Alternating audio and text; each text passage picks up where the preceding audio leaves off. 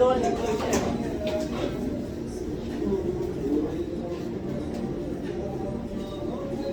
hey tu na kya Zo-Choka rồi với thêm vui đồ là cần tiền tiền đấy cần thì với những cái sao mà nên là điều thật tiêu mấy gần đâu mà mò cho mà khai à ra hậu chú anh đi đang xem đi tập xe đi hậu đi tập để xóa hết lòng xóa kung Sabat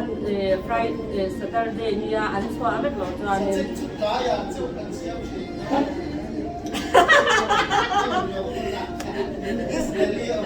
hello in so amet lo so ano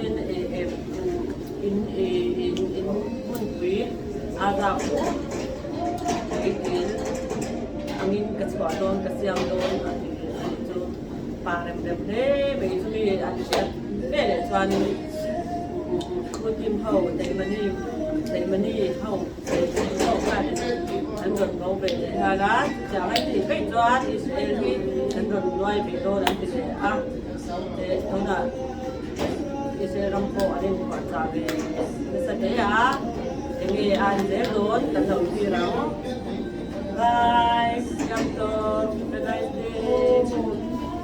from Zo-Choka to Kulsing he Israeli how yang Kulsing he Kulsing kan kita bang Kulsing kan dia bye